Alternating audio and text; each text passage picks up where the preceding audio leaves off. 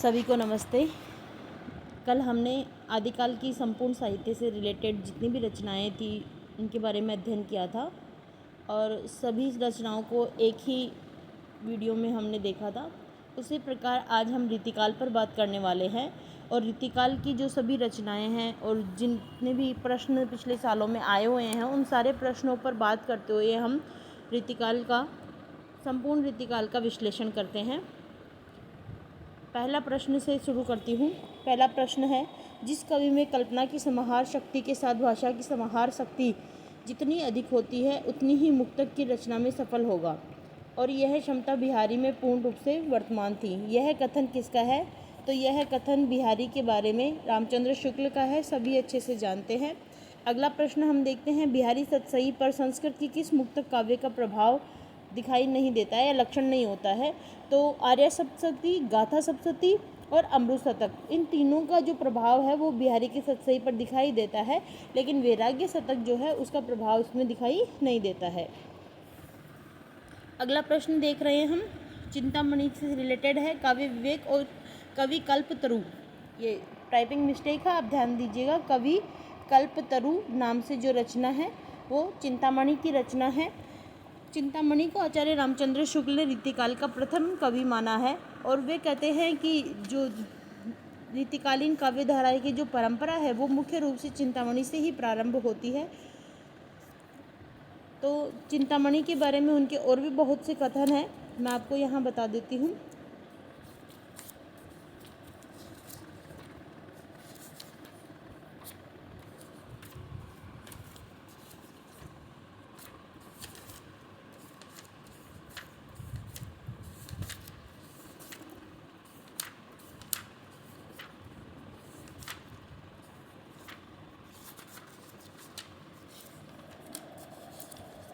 बहुत सारी रचनाएं, चिंतामणि की जितनी भी रचनाएं हैं वो सारी हम एक साथ देख लेते हैं यहाँ पर।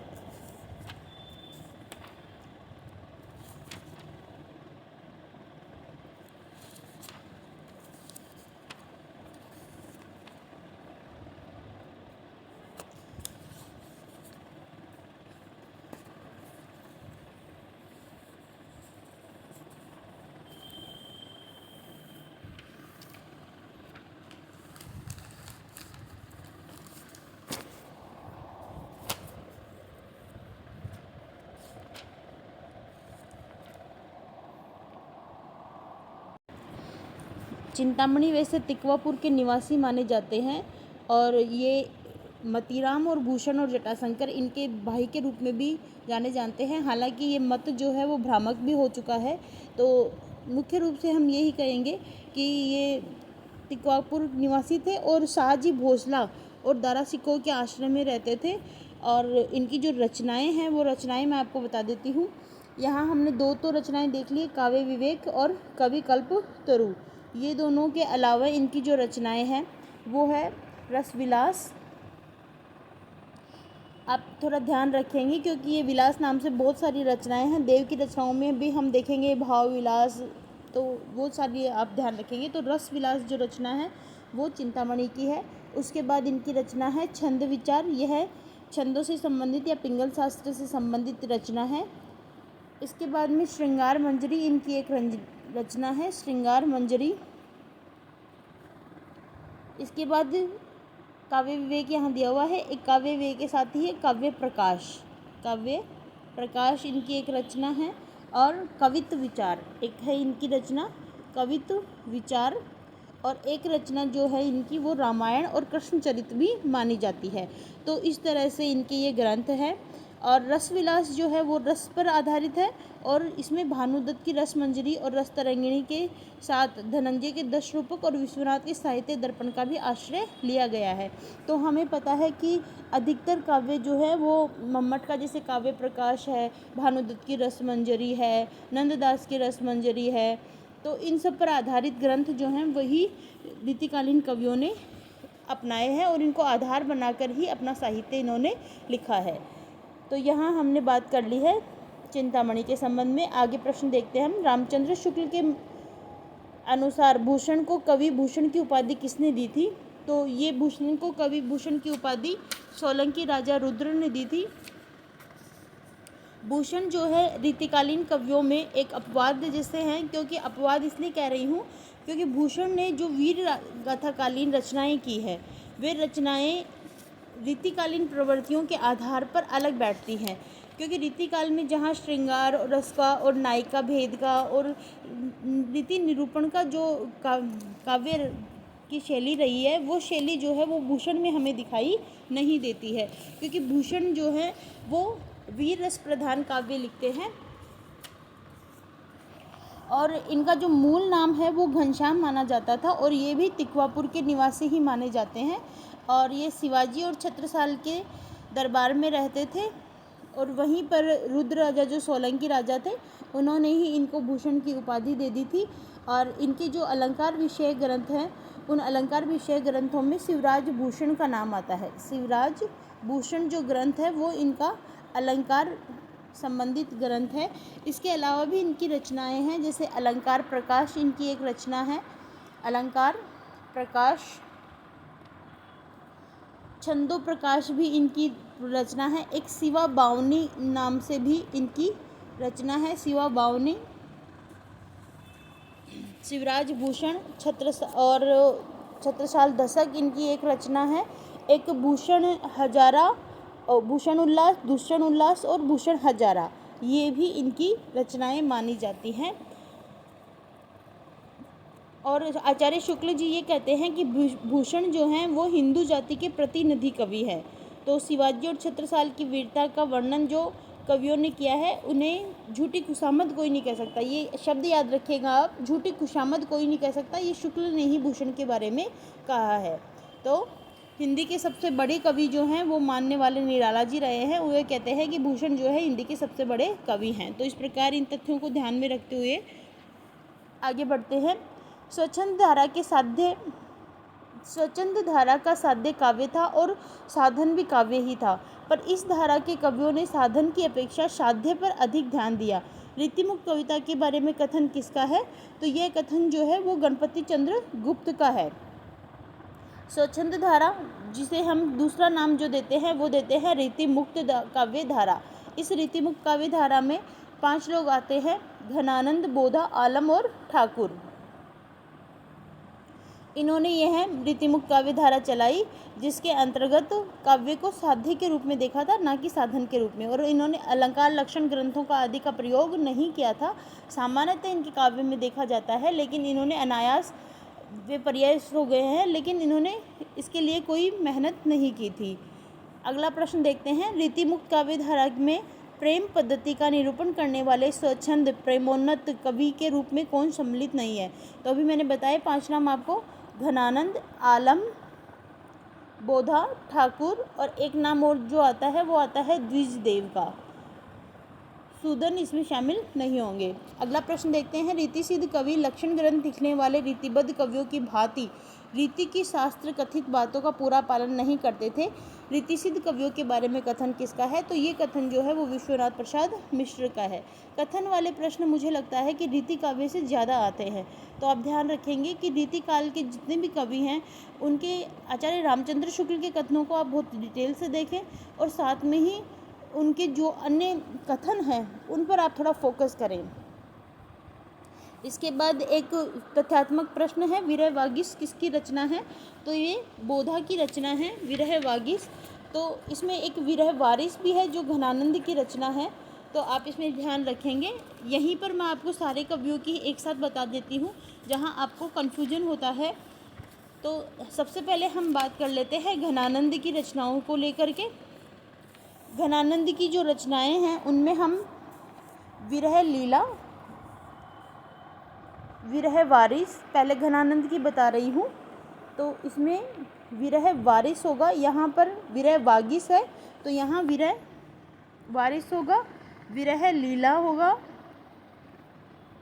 विरह लीला होगा। सुजान सागर होगी, सुजान सागर इनकी रचना है। घनानंद कवित, इश्क लता, लोकसार, वियोग वैली, सुजान हित, प्रेम पद्धति, प्रेम पहेली, ये जो रचनाएं हैं ये घनानंद की रचनाएं हैं। और घनानंद के बारे में जो एक प्रश्न आता है, वो आगे प्रश्न आएगा तो उसे मैं बता दूंगी। नहीं महा ब्रज भाषा प्रवीण और सुंदरता के भेद को जाने। तो ये जो है ब्रजनाथ का कथन है, जो बहुत बार परीक्षाओं में पूछा जाता है, तो घनानंद से संबंधित ही यह है। और इसके अलावा मैं बोधा के बारे में भी बता देती हूँ कि बोधा की जो रचना है वो विरह वागिस या विरह वारिस भी कहीं कहीं लिखा हुआ मिल जाएगा आपको, तो आप इसमें कंफ्यूज ना होंगे कि विरह वागिस या इसी को ही एक नाम दे देते हैं विरह वारिस। तो यहाँ आप कंफ्यूज ना होंगे, इस नाम से अगर आता है तो हमें बोधा की लगानी है, और विरह लीला नाम से आता है तो हमें घनानंद की लगानी है, ये आप ध्यान रखेंगे। इसके अलावा इनकी एक पंक्ति है, प्रेम को पथ कराल महा तलवार की धाव पर धावनो है, तो ये भी जो है वो बोधा की ही मानी जाती है। इसके अलावा ठाकुर की जो रचनाएं हैं वो है ठाकुर ठसक और ठाकुर शतक। और एक आलम है, आलम की रचना है आलम केली, माधवानंद काम कंदला और श्याम स्नेही। तो ये चारों कवियों की रचनाएं मैंने आपको बता दी है। एक जो इश्क लता हमने देखी रचना, वो भी किसकी है? घनानंद की है। तो ये आप ध्यान रखेंगे रचनाओं से रिलेटेड। अगला है, आचार्य विश्वनाथ प्रसाद मिश्र ने केशव के विषय में आलोचना के आलोक में असंगत बताना है, कि विश्वनाथ प्रसाद ने केशव के बारे में जो मत दिए हैं। केशव ने ब्रज भाषा के अंतर्गत मुक्तक काव्य के साथ प्रबंध काव्य की रचना का भी सूत्रपात किया। हाँ बिल्कुल, केशव ने सर्वगुण संपन्न अलंकार रहित कविता को भी उसी प्रकार शोभाहीन माना जिस प्रकार सर्वगुण संपन्न नारी को। तो ये हम पंक्तियाँ देखते ही क्या हैं केशव की, तो उन्हीं पंक्तियों पर आधारित है केशव की। जैसे मैं पंक्तियाँ आपको बता देती हूँ यहाँ, भूषण बिनु न विराजई कविता वनिता मीर। तो इन पंक्तियों के आधार पर ही कहा जाता है कि केशव ने उनको अलंकार विहीन को उसी प्रकार माना है जिस प्रकार अलंकारों से विहीन नारी जो है वो अच्छी नहीं लगती है। अगली लाइन देखेंगे, चरित्र चित्रण और भाषा शैली की दृष्टि से रामचंद्रिका अपने आप में अव्यवस्थित है। हाँ, तो ये कुछ सही है केशव को लेकर के, क्योंकि रामचंद्रिका जो है वैसे तो इनकी महान कृति है, लेकिन यहाँ प्रश्न के अकॉर्डिंग जो है वो इसे सही ठहरा देते हैं। आचार्यत्व की दृष्टि से केशव का गौरवपूर्ण स्थान है, पर कविता की दृष्टि से अत्यंत साधारण कवि हैं। तो ये जो है वो असंगत है, लेकिन हालांकि मुझे इन दोनों पर डाउट रहता है। आयोग द्वारा यह माना गया है, क्योंकि आचार्यत्व की दृष्टि से हम देखते हैं कि गौरवपूर्ण स्थान रहता है, लेकिन कविता की दृष्टि से उनका साधारण ही है, क्योंकि उनको कवि हृदय मिला ही नहीं था। तो मेरे अकॉर्डिंग जो है वो यहाँ आंसर जो हो जाएगा वो ये हो जाएगा। बाकी इसमें उत्तर ये भी वाला भी बताया गया है, तो ये किस आधार पर बताया गया ये मुझे समझ में नहीं आया है, लेकिन आप इसका ध्यान रखेंगे। मतीराम के बारे में असंगत बताना है अब, तो मुझे ऐसा लगता है कि जो विश्वनाथ प्रसाद मिश्र हैं वो शायद मानते होंगे कि उनको कवि हृदय भी मिला होगा, तो इसलिए इसको ऑप्शन को सही बताया गया होगा। लेकिन जो भी है आप इसे देख लेंगे एक बार। मतीराम के बारे में ललित ललाम शब्दालंकार है, नहीं यही गलत हो जाता है, क्योंकि मतीराम ने जो ललित ललाम लिखा है वो अर्थालंकार पर आधारित ग्रंथ है। बिहारी सतसई प्रसिद्धि से प्राप्त होकर कवि ने मतीराम सतसई लिखी। हाँ, ये बात सही है। मतीराम सतसई में रसराज, ललित ललाम में आए हुए बहुत से दोहे संग्रहित हैं, ये भी सही है। और रसराज श्रृंगार रस से संबंधित ग्रंथ है, यह बात भी सही है। तो इनमें असंगत हो जाएगा मतीराम को लेकर के कि ललित ललाम जो है मतीराम की शब्दालंकार से संबंधित रचना है।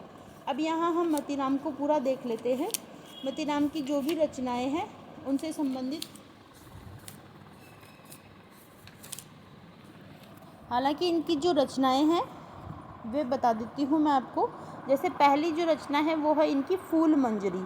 फूल मंजरी जो रचना है इसमें जहांगीर के आश्रय में लिखी हुई रचना है, और ये जहांगीर की प्रेमिका थी जिसके नाम पर ये एक एक फूल का नाम देते हुए उसका श्लेषार्थ अर्थ में नायिका का नाम भी लिखा हुआ है। तो इस प्रकार से बनी हुई ये रचना है जहांगीर के काल की। इसके बाद ललित लम जो है भवानी सिंह के आश्रय में लिखी हुई रचना है। इसके अलावा इनकी जो रचना है अलंकार पंचासिका, अलंकार पंचासिका भी इनकी ही रचना है, जिसमें अलंकारों का वर्णन किया गया है। रसराज जो है वो भी इनकी प्रसिद्ध रचना है। रसराज में श्रृंगार रस और नायिका भेद से संबंधित चित्रण किया गया है। और ललित ललाम जो रचना है वो अप्पे दीक्षित के कुवलयानंद पर आधारित रचना है। यह बात भी आप ध्यान रखेंगे क्योंकि आजकल ऐसे प्रश्न पूछ लेते हैं। इसके अलावा मोतीराम सतसई इनकी रचना है ही, और इसके अलावा भी इनकी 2-3 रचनाएं मानी जाती हैं, जैसे व्रत कौमुदी एक रचना है इनकी, एक रचना जो है साहित्य सार भी है, एक रचना लक्षण श्रृंगार भी है, लक्षण श्रृंगार भी है, और एक रचना छंदसार संग्रह भी मानी जाती है। तो ये सभी रचनाएं मैंने आपको बता दी, लेकिन मुख्य रूप से इनकी 4 रचनाएं प्रसिद्ध है, रसराज, ललित ललाम, फूल मंजरी और मोतीराम सतसई। आगे देखते हैं, भिखारी दास के संबंध में बताना है। भिखारी दास के विषय में शुक्ल जी ने जो आलोचनाएं दी की हैं उनके संबंध में असंगत बताना है। तो काव्यांगों के निरूपण में भिखारी दास को सर्वप्रथम प्रधान स्थान दिया गया है, सही बात है ये। दास जी को सच्ची आचार्य का पूरा रूप प्राप्त नहीं हो सका था, ये भी सही है। दास ने देव की तरह श्रृंगार रस का वर्णन विस्तार से किया है, यह भी सही है। भिखारी दास का सक्रियता का काल विक्रम की 18वीं सदी का पूर्वार्ध माना जाता है, यह बात जो है वो गलत है, क्योंकि इनका जो काल माना जाता है वो 17वीं शताब्दी 1721 से लेकर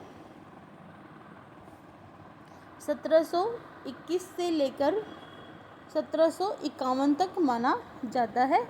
और इनका जो गांव माना जाता है वो प्रतापगढ़, ट्योगा नामक गांव था जो प्रतापगढ़ में था, यूपी में, वहाँ माना जाता है। और शुक्ल जी कहते हैं कि ये रीति काल के बड़े भारी आचार्य हैं, और उन्होंने कहा है कि इनकी जो रचनाएं हैं उन रचनाओं में जैसे नायिका भेद से संबंधित जो रचना है वो इनकी रचना है रस सारांश,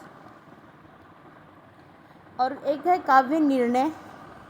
काव्य विवेक जो हमने देखी थी वो चिंतामणि की देखी थी, काव्य निर्णय जो है वो भिखारी दास की है। काव्य निर्णय से ही दूसरी रचना है श्रृंगार निर्णय। इसके बाद में इनकी रचना आती है छंदोर्णव पिंगल और शतरंज शतिका। तो ये रचनाएं जो हैं वो प्रमुख थी भिखारी दास जी की, और इनके संबंध में एक पंक्ति है जो बहुत ही बार पूछी गई हुई है कि आगे के कवि रिझई तो कविताई, नहीं तो राधा कृष्ण सुमरिन को बहानो है। तो ये जो पंक्तियां हैं वो भिखारी दास जी की हैं और बहुत बार पूछी जाती है। ये हिंदी के अच्छे आचार्य गिने जाते हैं। हजारी प्रसाद द्विवेदी भी यह बात जो है वो समर्थन करते हैं। भिखारी दास में देव की अपेक्षा अधिक रस विवेक था, और कला पक्ष में संयत तथा भाव पक्ष में रंजक कारिणी शैली थी। तो ये बात जो है वो शुक्ल जी इनके बारे में कहते हैं। आगे चलते हैं। शिवाजी और छत्रसाल की वीरता का वर्णन को कोई कवियों की झूठी खुशामद नहीं कह सकता।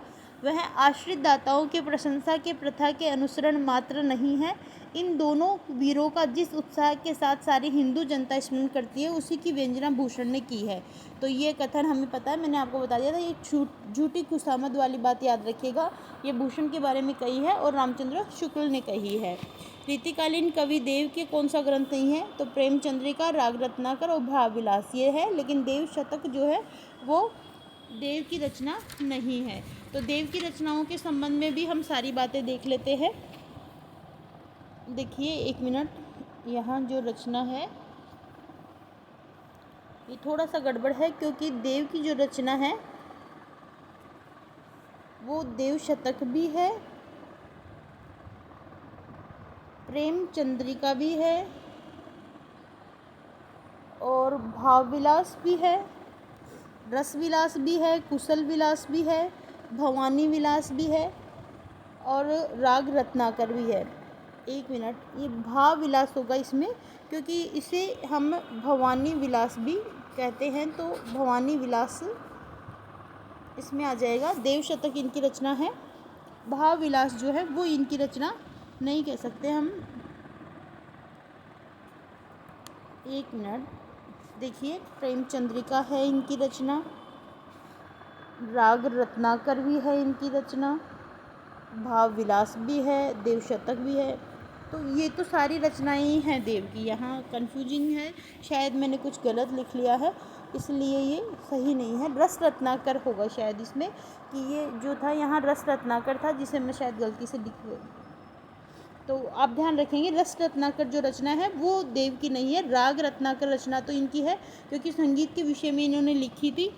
और इसके अलावा कुशल विलास, भवानी विलास, भाव विलास, ये तीनों रचनाएं देव की हैं। और एक रचना अष्टयाम और प्रेम चंद्रिका।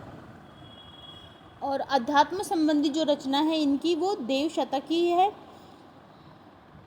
और इसके अलावा इनकी एक काव्य रसायन या शब्द रसायन, दोनों नाम आते हैं, जिसे हम शब्द रसायन भी कहते हैं और काव्य रसायन भी नाम देते हैं। तो ये जो रचना है ये काव्य शास्त्र से संबंधित है, जिसमें सभी काव्यांगों और नायिका भेद का चित्रण किया गया है।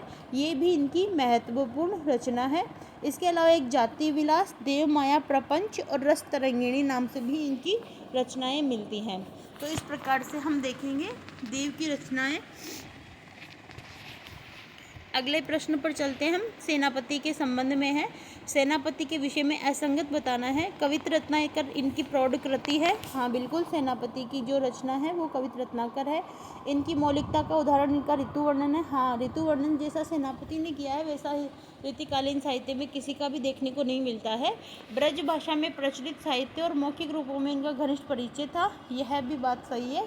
सेनापति प्रधानतया कृष्ण भक्त है, ये गलत है, क्योंकि कृष्ण भक्त नहीं थे, ये राम भक्त कवि माने जाते हैं और इनकी रचनाओं में राम के गुणगान को देखा जाता है। तो सेनापति के बारे में ये बात आप ध्यान रखेंगे, ये कृष्ण भक्त नहीं थे, ये राम भक्त माने जाते हैं। और इनकी रचना जो है कवित रत्नाकर, उसके चौथे या पांचवें तरंग में जो है वो सेनापति ने राम काव्य का वर्णन भी किया है। तो इस प्रकार सेनापति के बारे में आप ये ध्यान रखेंगे। और इनकी जो रचना है वो कवित रत्नाकर तो है ही, साथ में इनकी जो एक रचना और है वो मानी जाती है काव्य कल्पद्रुम। काव्य कल्पद्रुम, हालांकि ये है उपलब्ध रचना नहीं है, लेकिन ये मानी जाती है। काव्य कल्पद्रुम भी इनकी रचना है। और श्लेष अलंकार का इन्होंने सर्वाधिक प्रयोग किया है। और राम का इन्होंने कवित रत्नाकर में ही इन्होंने चौथी तरंग में राम कथा का उल्लेख किया है। तो ये आप इनका ध्यान रखेंगे। अगला प्रश्न चलते हैं। उन्होंने यद्यपि लक्षण ग्रंथ के रूप में अपनी सतसई नहीं लिखी, पर नक्सिक नायिका भेद और षट ऋतु वर्णन इसके अंतर्गत सब आते हैं। श्रृंगारी दोहे आ जाते हैं।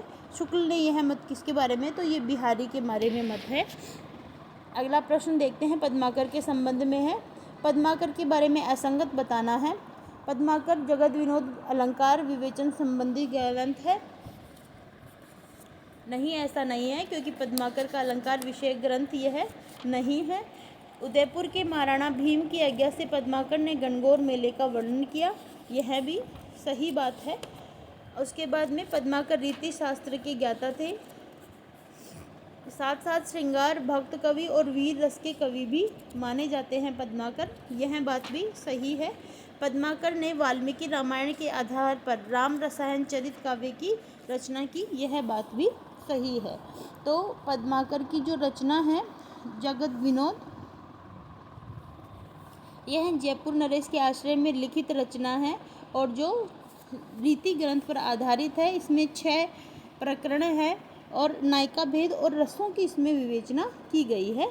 यह अलंकार संबंधी नहीं है। अलंकार संबंधी जो इनकी रचना है वह रचना है पद्माभरण। पद्माभरण जो रचना है पद्माकर की, वह अलंकार विषय ग्रंथ है। इसके अलावा इनकी रचना प्रबोध पचासा है। प्रबोध पचासा रचना है जो भक्ति और नीति पर आधारित है। गंगा लहरी जो गंगा की स्तुति पर आधारित है। और एक रचना है राम रसायन। यह वाल्मीकि की रामायण पर आधारित दोहा चौपाई में लिखी हुई रचना है राम रसायन। तो इस प्रकार आप इनका ध्यान रखेंगे। तो यहाँ हमने देखा था ये राम रसायन जो है वाल्मीकि के रामायण पर आधारित रचना है इनकी, और पद्माभरण लक्षण ग्रंथ है, और जगत विनोद जो है वो रीति ग्रंथ से संबंधित काव्य से संबंधित रचना है। प्रबोध 50 को ध्यान रखेंगे, नीति और वैराग्य पर आधारित रचना है। तो इस तरह से पद्माकर की रचनाएं हमने देखी। अगला प्रश्न देखते हैं। आलम रीतिबद्ध रचना करने वाले कवि नहीं थे, यह तो प्रेम उन्नत कवि थे, अपनी तरंग के अनुसार रचना करते थे और उनकी रचनाओं में हृदय तत्व की प्रधानता है। तो यह बात शुक्ल ने आलम के बारे में कही है। ये प्रश्न 2 बार रिपीट हुआ है, तो आप इसके कथन को ध्यान रखेंगे। प्रेम के उन्नत कवि जो अपनी तरंग के अनुसार रचना करते थे, तो ये आलम के बारे में कहा है।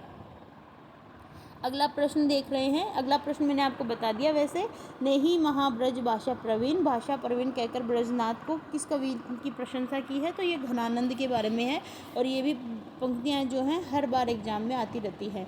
फिर मतीराम के बारे में वापस प्रश्न है। प्रश्न राज श्रृंगार और नायिका भेद संबंधी ग्रंथ है, अभी हमने देख लिया, बिल्कुल सही है। व्रत कौमुदी पिंगल शास्त्र संबंधित है। ललित ललाम में शब्दालंकारों का फिर से शब्दालंकार नहीं है, अर्थालंकारों का प्रयोग किया गया है। इनका नायिका भेद निरूपण संबंधी रसमंजरी काव्य है, तो ये सही है तीनों बातें। ये वाला इसमें यहाँ गलत हो जाएगा। नहीं महाब्रजभाषा प्रवीण सुंदर ताने के भेद को जाने, योग वियोग की रीति, ये फिर से प्रश्न आया हुआ है, देख लीजिए। ये घनानंद के बारे में है, और ये कहा किसने है, ब्रजनाथ ने इनके बारे में कहा है। अगला प्रश्न देखते हैं। भूषण बिनु ने विराजई कविता बनिता मित, ये मैंने भी आपको बता दिया था। केशव ने कहा है कि जिस प्रकार से स्त्री आभूषणों के बिना अच्छी नहीं लगती, वैसे ही अलंकारों के बिना कविता अच्छी नहीं लगती है। अगला प्रश्न देखेंगे। काव्य रचना पद्धति रीति मानने वाले आचार्य और काव्य पंक्ति सुमेलित नहीं है, तो ये कवियों की पंक्तियां मैच करनी थी, तो ये सभी जो पंक्तियां हैं वो सुमेलित नहीं है। यहाँ पर देखिए, काव्य की रीति सीखी सु कवि सो, ये भिखारी दास की पंक्तियां हैं जो सही है। अगला देखते हैं। रीतिमुक्त काव्य धारा की विशेषता नहीं है, उदात्त प्रेम का निरूपण होता है, भाषा का असाधारण प्रयोग होता है, अलंकारों की चमत्कार के प्रति आग्रह है। ऐसा नहीं है, रीतिमुक्त काव्य धारा में अलंकारों के प्रति आग्रह नहीं है, बल्कि इनसे दूरी है। प्रेम वर्णन की व्यथा की प्रधानता है, ये सही है। अगला देखेंगे। नंददास की अनेकार्थ मंजरी किस प्रकार का ग्रंथ है, तो ये मैंने आपको पहले भी बताया हुआ है, ये पर्याय कोश संबंधी रचना है। केशव के संबंध में संगत बताना है अभी की बार। केशव ओरछा नरेश के आश्रित थे, केशव की भाषा ब्रज थी, ये असंगत ही होगा, यहाँ भी असंगत ही बताना है। इनके सारे ग्रंथ मुक्तक हैं, ये बात गलत है, क्योंकि केशव के सारे ग्रंथ मुक्तक नहीं थे। केशव का महत्व आचार्यत्व की दृष्टि से है, हाँ यह बात सही है कि उनका आचार्यत्व की दृष्टि से अधिक महत्व है, कवित्व की दृष्टि से उनका महत्व कम है। तो केशवदास के जो रचनाएं हैं, ये रचनाएं 2 भागों में हैं, क्योंकि इनकी रचनाएं जो मुक्तक मानी जाती हैं वे हैं रत्न बावनी,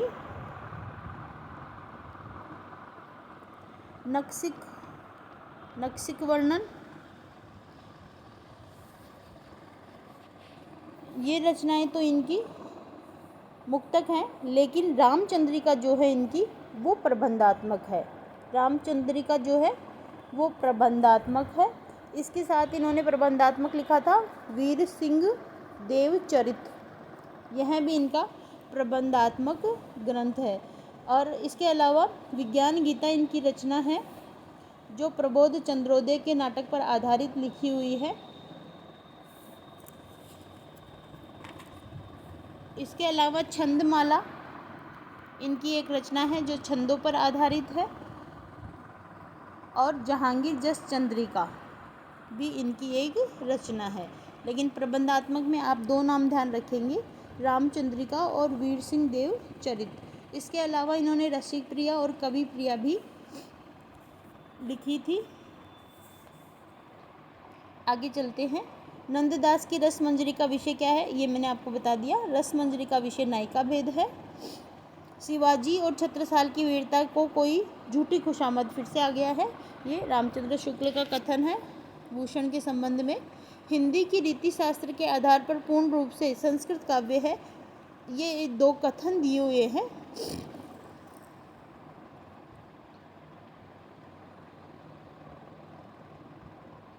एक मिनट,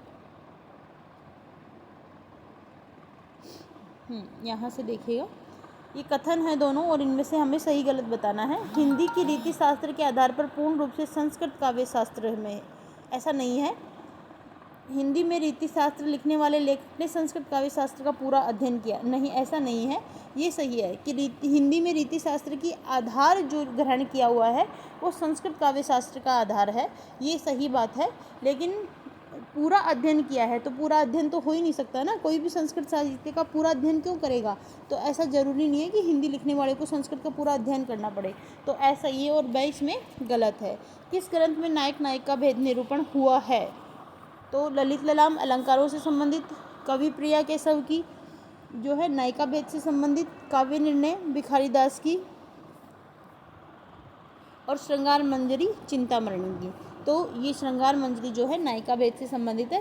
हालांकि कवि प्रिया जो है वो भी मानी जाती है, लेकिन कवि प्रिया जो है इंद्रजीत राजा थे कोई, उनकी जो नर्तकी थी राय प्रवीण, उसको शिक्षा देने के लिए ये किया गया था। और ये वैसे जो माना जाता है वो अलंकार संबंधी ग्रंथ माना जाता है। तो कवि प्रिया के बारे में ध्यान रखेंगे। रसिक प्रिया जो है वो नायिका भेद पर आधारित इनका रचना है और उसमें रस निरूपण किया गया है। लेकिन कवि प्रिया में अलंकारों का विशिष्ट ज्ञान जो है वो भी राय प्रवीण को शिक्षा देने के लिए लिखी गई रचना है ये। तो इस तरह आप इसमें ध्यान रखेंगे। यहाँ जो हमारा आंसर हो जाएगा वो श्रृंगार मंजरी चिंतामणि की नायिका भेद से संबंधित रचना है। श्रृंगार रस के ग्रंथ में जितनी ख्याति और जितना मन बिहारी सतसई का हुआ उतना किसी का नहीं हुआ। तो ये रामचंद्र शुक्ल का है। बिहारी के बारे में, आलम के बारे में असंगत बताना है। इनका काव्य स्थूल रखा लेंगे, स्थूल वस्तु प्रधान है। विश्वनाथ प्रसाद मिश्र ने प्रबंधकार व मुक्तकार आलम को एक ही व्यक्ति माना है। रामचंद्र शुक्ल ने प्रबंधात्मक आलम और मुक्तकार आलम को अलग अलग माना है। ये नहीं है, क्योंकि उन्होंने एक ही आलम की बारे में बताया है, इन्होंने अलग अलग नहीं बताया। तो ये 2 सही हो जाएंगे और एक ये गलत हो जाएगा। इस गलत ही पूछा ना केवल, तो ये गलत हो जाएगा यहाँ। इसके कुछ कवि रीति परंपरा के गुण भी मिलते हैं। हाँ, तो रीति परंपरा के गुण इनमें हैं ही। इसके बाद अगला प्रश्न, रीति मुक्त काव्य धारा के बारे में गलत है। इनमें सभी रचनाएं मुक्तक है। ऐसा तो कैसे हो सकता है, सभी रचनाएं मुक्तक रही है। मूलतः विषय जो है वो श्रृंगार है, निजी प्रेम की अनुभूति पर आधारित है। श्रृंगार रीति व श्रृंगार से भिन्न स्वच्छंद और उद्दत भावना का पोषक है। ये सही है, बाकी तीनों सही है। सभी रचनाएं मुक्तक ऐसी इस बात इसमें नहीं है। कौन सा भूषण का ग्रंथ नहीं है, शिवा भावनी है, शिवराज भूषण है और ये है अलंकार पंचासी मैंने आपको बताई, मतीराम की रचना है। कौन सी रचना सुमेलित नहीं है, श्रीपति सरोज कालिका है। लाल कवि की जनक पच्चीसी, ये नहीं है, ये गलत है। आलम की आलम कैली, याकूब खान की रसभूषण, बाकी तीनों सही है। लाल कवि की जनक पच्चीसी नहीं है। मतीराम का ग्रंथ बताना है, मैंने आपको बताया था अभी, मतीराम के फूल मंजरी इसमें शामिल है। इसके अलावा ललित ललाम इनका है जो अलंकारों से संबंधित रचना है। अगला देखते हैं, रीतिकाल के कवियों की स्रोत सामग्री में असंगत बताना है। श्रृंगार रस और नायक नायिका भेद के लिए भानुदत्त की रसमंजरी का सहारा लिया गया। हाँ, ये बात सही है, भानुदत्त की रसमंजरी और नंददास की रसमंजरी। रीति निरूपण के लिए ध्वनि परवर्ती आचार्य को अपना आधार बनाया, जिनके ग्रंथ सुबोध थे। ये भी बात सही है। छंद विवेचन के लिए रस तरंगिणी का आश्रय लिया, नहीं, ये गलत है। रस तरंगिणी का आश्रय नहीं लिया है। छंदों के विवेचन के लिए पिंगल शास्त्र का प्रयोग किया गया है और मम्मट के काव्य प्रकाश का भी प्रयोग किया गया है। सर्वांग विवेचन हेतु काव्य प्रकाश और साहित्य दर्पण का सहारा लिया, ये इस बात सही है। अगला प्रश्न देखेंगे, बिहारी के बहुत से दोये आर्या सप्तशती और गाथा सप्तशती की छाया लेकर बने हैं। तो यह कथन जो है रामचंद्र शुक्ल का है, और इसी में फिर आप लगा लेंगे अमृत शतक जो है उसका नाम भी आता है, और ये नाम जो है वो नगेंद्र की पुस्तक में मिलते हैं, तीनों नाम मिलते हैं। रीति कविता में निम्न में से कौन सी प्रवृत्ति मुख्यतः मानी जाती है? राज प्रशस्ति, नीति, भक्ति, श्रृंगारिकता। ये इजी प्रश्न है। विवरण सही नहीं है, बताना है रीतिकाल के संबंध में कौन सा विवरण सही नहीं है। रीतिकालीन प्रमुखता संस्कृत के अलंकार, रस, ध्वनि संप्रदाय के अनुयायी थे। हाँ, ये बात सही है। रीति और वक्रोक्ति सिद्धांतों के आधार पर रीति में कुछ भी नहीं लिखा गया, ऐसा तो है ही नहीं ना। रीति और वक्रोक्ति के आधार पर तो लिखा ही गया है। अलंकार संप्रदाय के अनुयायी जसवंत सिंह, मतीराम भूषण, धुलय और पद्माकर आदि प्रमुख हैं। हाँ, तो ये सही है। देव, तोष और दास रस संप्रदाय के अनुयायी कवि हैं, ये भी बात सही है। अगला प्रश्न देखते हैं। सेनापति के बारे में असंगत बताना है। सेनापति यमक अलंकार का प्रयोग करने के कारण विशेष रूप से ख्यात है। नहीं, मैंने आपको बताया यमक के लिए नहीं है, ये श्लेष के लिए है। रामकथा का आकर्षण प्रसंग को लेकर इन्होंने रचना की। हाँ, ये बिल्कुल सही है। कवित्र रत्नाकर के चौथे प्रकरण में इन्होंने राम काव्य का वर्णन किया है। सेनापति की एक महत्वपूर्ण रचना कवित्र रत्नाकर है। हाँ, बिल्कुल है। सेनापति ने ऋतु वर्णन में प्रत्यक्ष अनुभूति और साक्षात ज्ञान का सहारा अधिक लिया है, ये भी बात सही है। अगला प्रश्न देखेंगे। सर्वांग निरूपक आचार्य नहीं है, तो देव इसमें सर्वांग निरूपक आचार्य नहीं है, पद्माकर है, मतीराम है और तोष जो है वो सर्वांग निरूपक आचार्य माने जाते हैं। ये नगेंद्र की पुस्तक में दिया हुआ है सर्वांग निरूपक आचार्य, क्योंकि नगेंद्र ने ये सभी आचार्यों को अलग अलग रूपों में देखा था और उन्हें बताया था। वैसे अगर हम यहाँ देखना चाहें तो सर्वांग निरूपक जो आचार्य हैं, इनमें मैं आपको बता देती हूँ।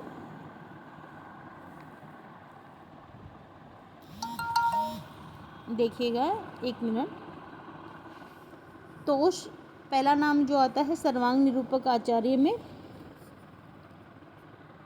मैं सारे नाम बता देती हूँ यहाँ। तोष, इनका जो रचना है वो सुधा निधि है, सुधा निधि जो है वो इनकी रचना है। इसके अलावा मतीराम, ये भी सर्वांग निरूपक में पद्माकर है ही। इसके अलावा राम सिंह, राम सिंह का एक है रस निवास, रस निवास जो रचना है वो राम सिंह की है और एक सर्वांग निरूपक है। एक आते हैं इसमें बैनी परवीन, ये भी सर्वांग निरूपक आचार्य माने जाते हैं और इनकी जो रचना है वो है नवरस तरंग। बैनी परवीन की नवरस तरंग जो है वो सर्वांग निरूपक है। इसके अलावा एक याकूब खान कवि है, याकूब खान कवि हैं, इनकी जो रचना है रसभूषण, यह भी सर्वांग निरूपण ग्रंथ माना जाता है। और एक है उजियारे कवि की रस चंद्रिका, यह भी सर्वांग निरूपक है। एक है रसलीन, रसलीन, यह भी सर्वांग निरूपक कवि है। तो इस प्रकार आप ध्यान रखेंगे सर्वांग निरूपण में।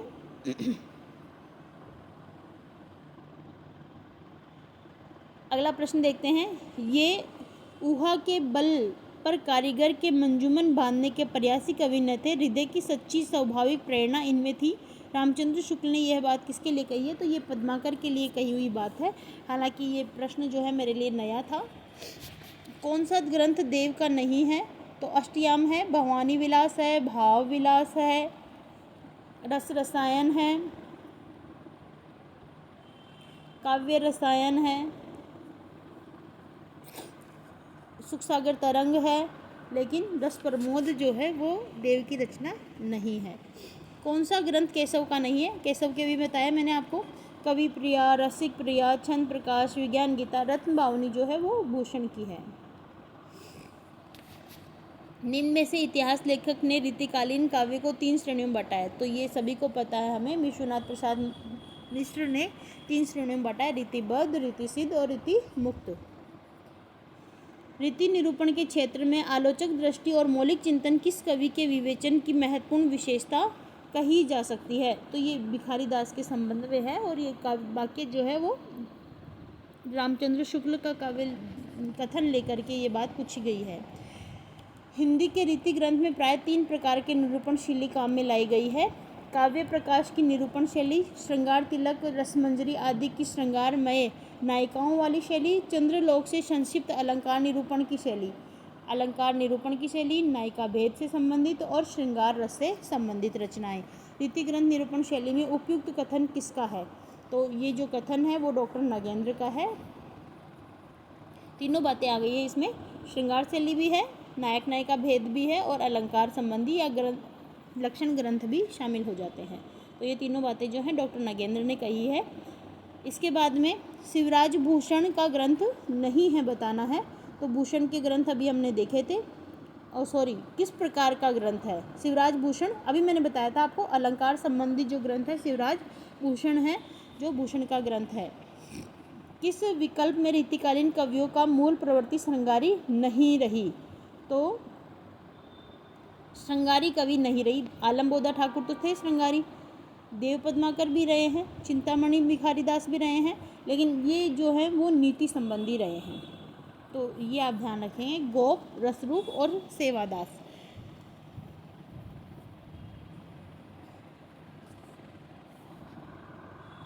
अगला पेपर देखते हैं, सेनापति का लिखा ग्रंथ कौन सा है? तो ये सभी को मैंने आपको बता दिया, कवित रत्नाकर है। एक काव्य कल्पद्रुम भी इनकी रचना मानी जाती है, लेकिन वो उपलब्ध नहीं होने के कारण उसे अधिक विद्वान जो है वो स्वीकार नहीं करते हैं। रीतिकालीन कवि आलम के संबंध में असंगत बताना है। इनकी रचनाओं में हृदय तत्व की प्रधानता है। आलम की ख्याति अधिकतर उनकी प्रबंध रचनाओं के कारण है। रेखता या उर्दू भाषा में इन्हें कवित कहे हैं। यह प्रेमोन्नत कवि थे जो अपनी तरंग के अनुसार रचना करते थे। तो ये एक कथन पूरा आकर के उसमें पूछा गया था, उसी कथन के यहाँ पर टॉपिक बना करके पूछ लिया गया है, तो इसमें ये बात जो है वो गलत हो जाएगी। रीतिकालीन स्वच्छंदतावादी काव्य धारा की विशेषता नहीं है। स्वच्छंदता धारा में रीति मुक्त कवि आते हैं। वियोग की अंतर्दशा का चित्रण इन्होंने किया है। वक्रता और रसात्मकता है, भावात्मकता तो है ही, लाक्षणिकता का अभाव यहाँ मिलता है। रीतिकालीन कवि सेनापति के बारे में असंगत बताना है। सेनापति के बारे में हर बार प्रश्न आ रहा है। सेनापति के काव्य में श्रृंगार वर्णन मिलता है। सेनापति के काव्य में रामचरित्र और राम भक्त के सुंदर प्रसंग मिलते हैं। सेनापति के काव्य में शब्द चमत्कार और उक्ति चित्र का सर्वथा अभाव है। नहीं, ऐसा तो नहीं है, अभाव तो नहीं है। इन्होंने षट ऋतु, ये है षट ऋतु में भी अप्रतिम सफलता मिली है। तो ऋतु चित्रण में सेनापति को ही प्रमुख विशेषता मिली है, और इनका जो अलंकार है वो श्लेष अलंकार है। मैं आपको बार बार बता रही हूँ ये बात। रीतिकालीन साहित्य और कलाओं में असंगत बताना है। इस समय की ब्रजभाषा फारसी के प्रभाव से पूर्णतः बची हुई थी। तो ऐसा तो बिल्कुल नहीं था, फारसी का प्रभाव तो होना ही था इस समय, क्योंकि मुगल दरबार का काल था और उस समय फारसी चल रही थी दरबारों में। तो दरबारी कवि होने के नाते इन्होंने फारसी का प्रभाव तो रहेगा ही। रचनाकारों और अपने आश्रयदाताओं की अभिरुचियों का विशेष ध्यान रखना पड़ता है, यह बात सही है। साहित्य और कला की दृष्टि से यह युग प्राप्त समृद्ध था, यह भी सही है। इस समय कई चमत्कार के उपकरणों और फारसी की ओर उन्मुख ना होकर संस्कृत की ओर उन्मुख हुए, यह बात भी सही है। तो इस प्रकार इसका जो आंसर आ जाएगा वो फारसी के प्रभाव से मुक्त है, यह आ जाएगा। अगला प्रश्न देख रहे हैं, बानी को सार बताने वाले सिंगार को किशोर किशोरी रीति कविता में श्रृंगार और नायक नायिका भेद का वर्णन के आग्रह पर बल देने वाली यह पंक्ति किस कवि की है? ये पंक्तियां हैं, बानी को सार बताने सिंगार को, किशोर किशोरी रीति कविता में श्रृंगार। तो ये पंक्ति जो है वो देव की मानी गई है। श्रृंगार शब्द आए जब 2-3 बार तो आप ध्यान रखेंगे। जसवंत सिंह की भाषा भूषण कृति निम्न में से किस विषय से संबंधित है? तो मैंने ये आपको बता दिया, ये अलंकार संबंधी रचना है। पद्माकर की पद्माभरण अलंकार संबंधी रचना है। भिखारी दास के बारे में असंगत बताना है। काव्य निर्णय के ग्रंथ में भिखारी दास ने मम्मट विश्वनाथ अप्पय दीक्षित जयदेव के ग्रंथों से सहायता ली है, ये बात सही है। दास का नायक नायिका भेद भानुदत्त की रसमंजरी पर आधारित है, ये भी बात सही है। काव्य निर्णय ग्रंथ का अधिकतर भाग रस विवेचन को समर्पित है, यह नहीं है, क्योंकि ये अलंकार से संबंधित है। काव्य निर्णय में दास ने कुछ मौलिक उद्भावनाओं को भी प्रस्तुत करने का प्रयास किया है, यह बात सही है। रीतिकाल की कविता इनकी और प्रतापशाही की वाणी द्वारा अपने पूर्ण उत्कर्ष को पहुंचकर फिर हास्योन्मुख हो गई। यह शुक्ल जी ने किसके बारे में कही है? तो ये पद्माकर के बारे में थी कि पहले तो उत्कर्ष पर पहुंच गई थी और फिर इनके काल तक आते आते हास्योन्मुख होने लगी थी। भाषा मानो उनके हृदय के साथ जुड़कर ऐसी वंशवर्धनी हो गई है कि अनूठी। ये वंशवर्धनी शब्द देखते ही आपको याद रखना चाहिए कि ये घनानंद के बारे में शुक्ल जी ने कहा है। रूप चाहते हैं उसे रूप को मोड़ सकते हैं, जिस तरह चाहते थे उस तरह उनको मोड़ सकते थे। रीतिमुख धारा का कवि नहीं है, तो ये हमें पता है घनानंद आलम बोधा ठाकुर द्विजदेव, लेकिन गवाल इसके कवि नहीं हैं। गवाल ऐसे लिखा जाएगा। केशव के बारे में असंगत बताना है। केशव का महत्व आचार्यत्व की दृष्टि से है, बिल्कुल। केशव की भाषा मूलतः ब्रज है, सही है। केशव की सारी रचनाएं मुक्तक है, नहीं। विज्ञान गीता केशव की रचना है, सही है। मुक्तक रचनाएं नहीं है, प्रबंधात्मक भी है। हमने देखा रामचंद्रिका और वीर सिंह देवचरित उनकी प्रबंधात्मक रचना है। जिन रीति कवियों ने रीति ग्रंथ की रचना न करके काव्य सिद्धांतों और लक्षणों के अनुसार काव्य रचना की, नागेंद्र ने उन्हें किस वर्ग में रखा है? तो उन्होंने रीतिबद्ध वर्ग में रखा है।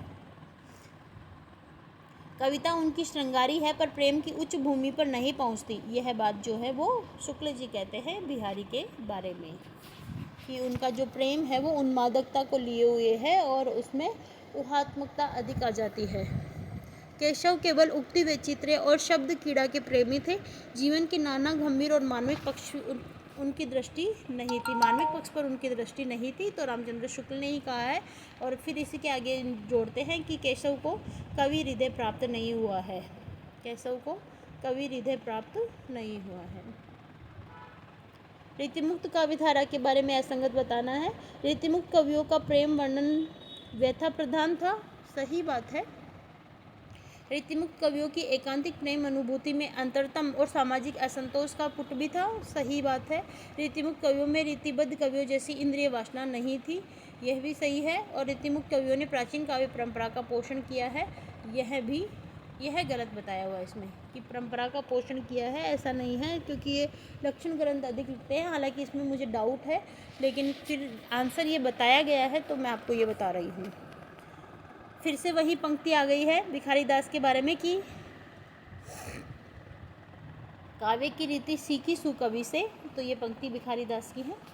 एक तो युग की रुचि ही गंभीर नहीं रह गई थी, लोग मीमांसा का नहीं रसिकता का आदर करते थे, इसलिए उनकी दृष्टि में संस्कृत के उत्तरकालीन अधोगत साहित्य शास्त्र से ऊपर नहीं जा पाती थी।